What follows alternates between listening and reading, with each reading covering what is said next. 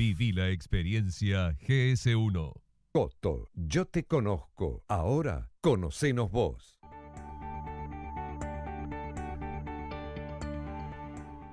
Municipalidad de San Martín.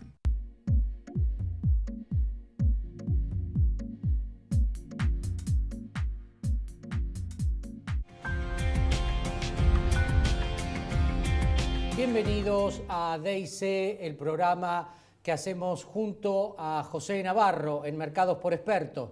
Hoy nos acompaña el licenciado Héctor Rubini, economista, investigador de la Universidad del Salvador. Héctor, bienvenido. Buenas tardes, gracias por invitarme. Héctor, ¿cómo estamos ingresando al último trimestre del año? ¿Cómo impacta en la economía de nuestras familias, de nuestro sector productivo, el acuerdo con el fondo y las medidas que ha tomado el gobierno?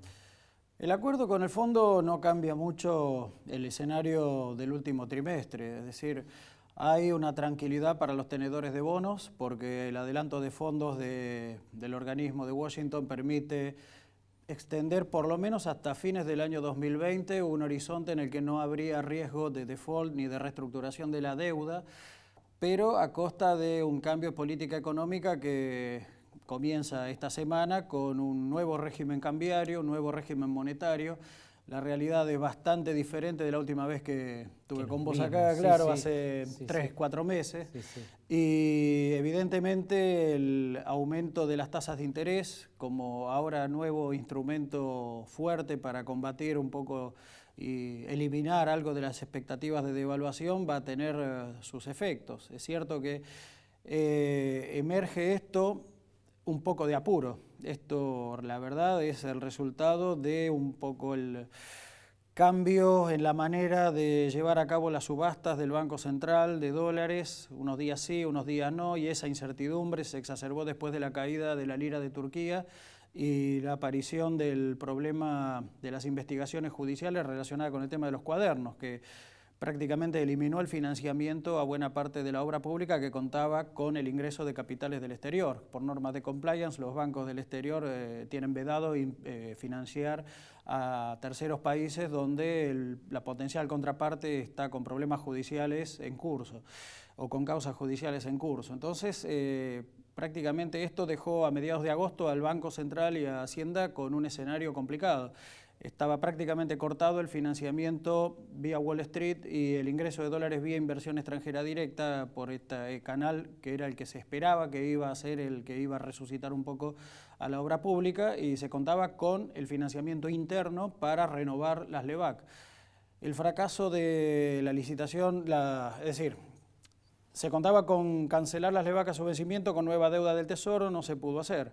Y hubo una mega emisión de pesos que se absorbió en un 50%, un poco menos. Entonces, agosto generó un exceso de oferta de pesos en gran medida ubicado en el sistema bancario que obviamente no se filtró hacia la economía real, no fue el combustible para una disparada inflacionaria mayor de la que ocurrió, pero generó un exceso de demanda de dólares que presionó y sigue presionando hasta hoy. Quizás se hubiera evitado esto con un salto de tasas de interés mucho antes, quizás en mayo cuando estuvimos acá con vos, y una fuerte expansión de ventas de dólares por parte del Banco Central para liquidar definitivamente todo signo de ataque especulativo. Claro. Pero bueno, estamos en otro escenario. Estamos en otro escenario. Cuando vos viniste la última vez, el dólar estaba un poquito más de 20 y la tasa estaba alta, pero no a este nivel. Hoy está en el doble. Y esto va a impactar en el presupuesto cuando el 24 de octubre se trate, porque va a haber una reducción de 400.000 millones de pesos para el año que viene. Bueno, ahí va a haber varias etapas de discusión. Yo creo que la amenaza que están haciendo ahora algunos legisladores opositores en el sentido de que rechazarían este proyecto y lo mandarían prácticamente de vuelta para su reconstrucción, su reelaboración, parece tener bastante fuerza. En realidad hay una cosa que lo estamos viendo ya casi desde los 90, se presenta un presupuesto, se aprueba una cosa en el Congreso, al año siguiente se hace otra, y desde los años del kirchnerismo para acá está la facultad del jefe de gabinete de cambiar los gastos de manera discrecional y eso está sin cambios. Pero hay algo que es cierto, ¿cuán coherente puede ser eso con las metas de cumplimiento con el fondo y con el nuevo programa de bandas cambiarias con crecimiento cero de la base monetaria y déficit cero primario, que son compromisos bastante fuertes y la verdad tendríamos que tener quizá más información de las autoridades para tener en claro, bueno, cuando ocurra alguna contingencia inesperada por el frente externo o por el frente local, ¿qué va a ocurrir con la base monetaria? ¿Qué va a ocurrir con el gasto público? ¿Qué va a pasar con las tasas de interés? Ya hoy estamos a un nivel para adelantos, ya para las grandes empresas, adelantos a 10 millones de pesos o más a 7 días, con tasas superiores al 70%.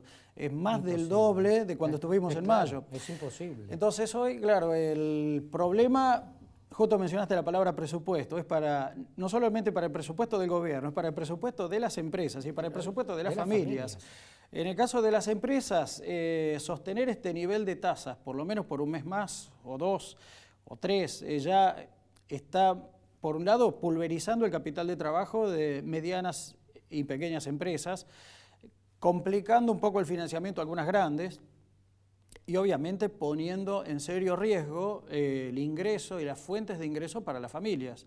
Es decir, el ajuste de las empresas cuando viene un escenario de fuerte recesión y aparte con inflación y salto del costo financiero, ¿cómo reacciona una empresa? O sea, frena los gastos corrientes, elimina horas extras, suspende primero, después empieza a despedir personal, se posterga el pago de las deudas tributarias, pero esto a su vez puede poner también en riesgo lentamente la cobrabilidad de los créditos de las entidades financieras. Entonces el problema de un ajuste recesivo a esta manera solo con fijarse en la base monetaria y en las tasas de interés a 7 días.